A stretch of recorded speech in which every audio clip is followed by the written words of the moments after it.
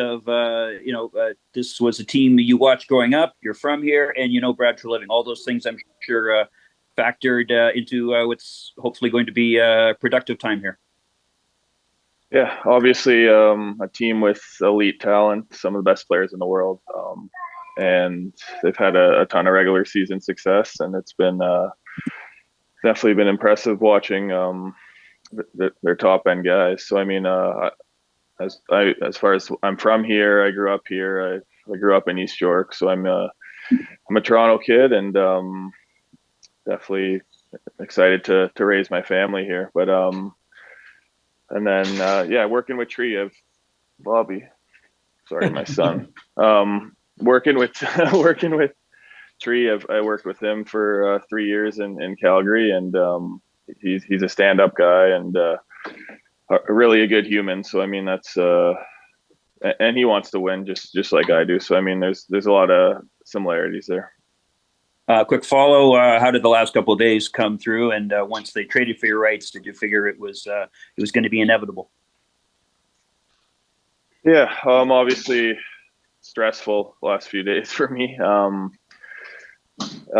Once I think sort of didn't realize, or once realized it wasn't going to happen with Dallas, and Toronto was able to trade for my rights. It was I mean, I wouldn't say it was inevitable. I think my agent and Tree and Brandon and grinded over the last day and sort of figured out how we could make this work. Obviously exciting, super exciting for me to come home and play for a team that has so much history, so much expectation, and obviously winning in Toronto is everyone's ultimate goal. Thank you very much. Congratulations again. Thank you. Next up, we'll go to Kevin McGran, Toronto Star. Go ahead, Kevin. Hey, Chris, the way you sacrifice your body to do anything you can to help your team win and to stop a scoring chance, that's hard to do. And you're described as one of the best at the league at doing it. Where does that drive, that sacrificial drive, come from? Have you always had that? Can you identify its roots in your play? I just think always trying to win. I mean, I think I've had that in my life the whole time. I mean, I have two younger brothers. We grew up battling against each other. That's all we did. So, I mean, came home from school, played some kind of sport, hockey, basketball, soccer, wrestling, whatever it may be. We always wanted to win and kill each other. And I think that sort of came from that. And as I said before, I mean, winning is the ultimate goal. And that's what I try to do every game that I play. Next up, we'll go to Mark Masters, TSN. Go ahead, Mark. Chris, what has stood out the most to you about this Leafs team, watching and playing against them over the years? Yeah, I mean, played against them a ton now over the last few years, and like I said before, there's some of the best players in the world on this team. You can go up and down the lineup, and there's elite talent everywhere. So just being able to join this group and try to be a piece to the puzzle is extremely exciting for my family and I.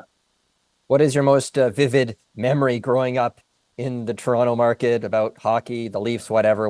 What's the most vivid memory? To be honest, growing up, I wasn't a huge Leafs fan. I was a big Red Wings fan, but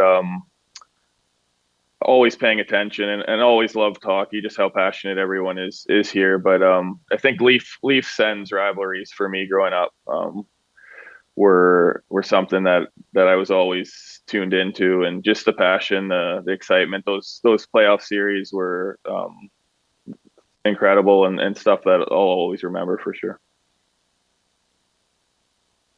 Next up, we'll go to Luke Fox, Sportsnet. Go ahead, Luke. Congratulations, Chris. Such a strong, deep run in Dallas. Why didn't you resign there? Yeah, I just think cap constraints, one reason, family, another reason. I'm going to have my second child on the way in a couple months. So being able to be close to home, being around grandparents is important. And then the main thing is I think this team is really good. They're, as I said, there's so many elite players here. It's not like I'm leaving Dallas to go to a team that hasn't been successful over the last number of years. There's a ton of elite talent here, and new coach coming in, Stanley Cup champion. He's going to bring a different aspect, different game style maybe to how we want to play here, and super excited for all of that. And what do you think of the potential of perhaps partnering with a guy like Morgan Rielly? Yeah, I played with Mo at Worlds a few years back, and it was awesome playing with him. Great player, great person. So I think we got along well. Talked to him over the last sort of day and a half about his thoughts of playing with me and being a partner potentially with me, and I think that can potentially be a good fit for sure. As I said, he's one of those elite players that there's not many around in the game. So it's if that is the way coach and organization wants to go, I'd obviously be excited for that. We'll take two more here. We'll go to Stephen Wino with Associated Press. Go ahead, Hey, Chris, Stephen. congratulations on the next addition to your family. You mentioned obviously a lot of considerations when you make this move, state income tax in Texas and that sort of thing. I wonder kind of how much players consider that sort of thing, whether it's because you had the opportunity to do that, and kind of how big a consideration is that when you're making this choice?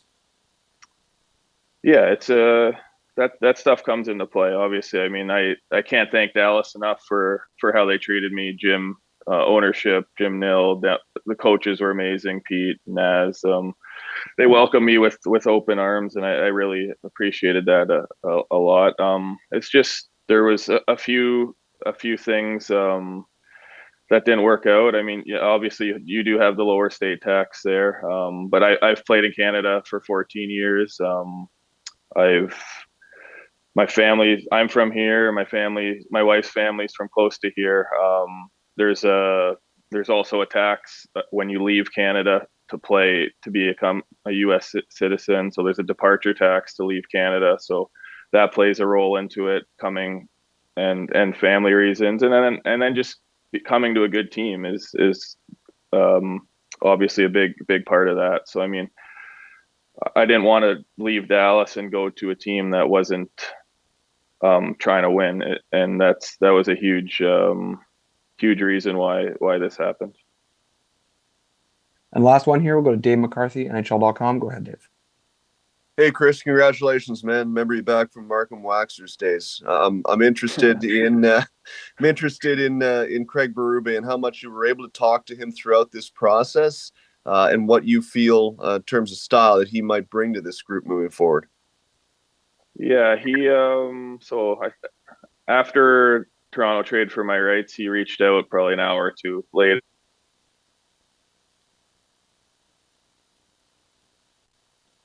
Just get to know him a little bit, and I mean he's a Stanley Cup winner. He has high expectations on his players.